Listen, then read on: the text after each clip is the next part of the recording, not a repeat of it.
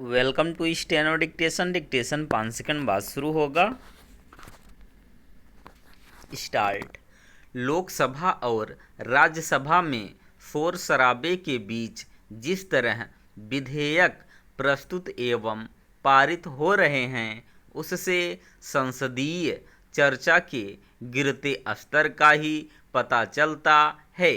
संसद में हंगामा करके विपक्ष अपना ही नहीं, देश का भी नुकसान कर रहा है, क्योंकि जनता को पता ही नहीं चल पा रहा है कि जो विधेयक बिना किसी बहस के पारित हो रहे हैं, उनके गुण दोष क्या हैं और उनसे उसे क्या हासिल होने वाला है।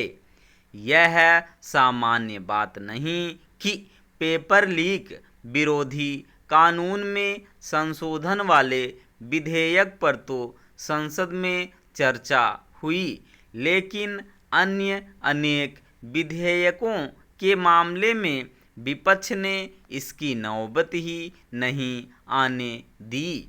विपक्ष हंगामा करने में व्यस्त है और सरकार लोकसभा और राज्यसभा से विधेयक पारित कराने में संसद में विचार विमर्श के स्थान पर हंगामा करके विपक्ष एक तरह से सत्ता पक्ष का काम ही आसान कर रहा है।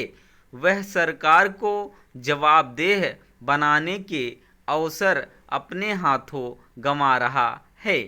आखिर किसी भी सरकार के लिए इससे सुविधाजनक और क्या होगा कि उससे जनहित के मुद्दों और महत्वपूर्ण विधेयकों के प्राविधानों पर कुछ पूछा ही न जाए।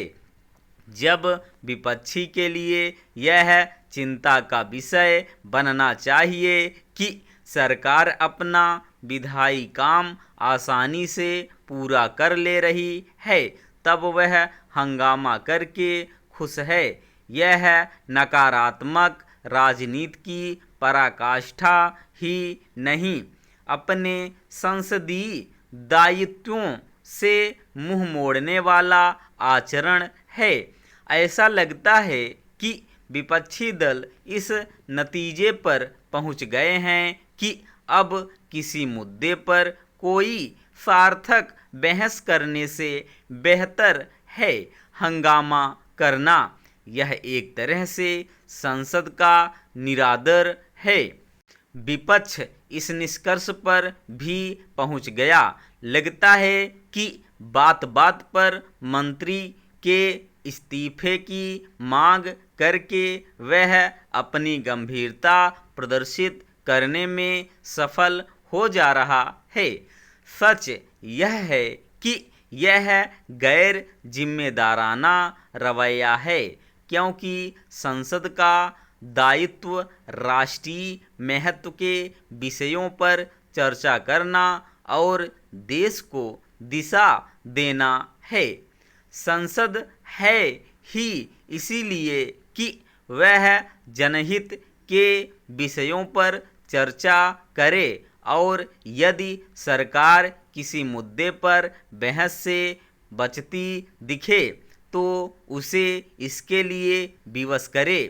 बीते कुछ दिनों से विपक्ष राम मंदिर में चढ़ावा चोरी को लेकर गृह मंत्री के त्यागपत्र की मांग यह जानते हुए भी करने में लगा हुआ है कि इस मामले से उनका कोई लेना देना नहीं। विपक्षी दल इतने नादान नहीं हो सकते कि यह न जानते हों कि धार्मिक स्थलों में दान की चोरी होती रहती है और इस समस्या का समाधान किसी मंत्री के इस्तीफे की मांग करने से नहीं होने वाला। इसके बाद भी वे राम मंदिर में चढ़ावा चोरी के मामले में गृह मंत्री का त्यागपत्र चाह रहे हैं।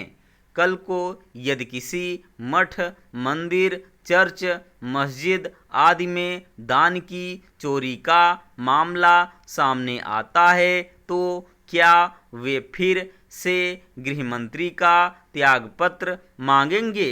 स्टॉप।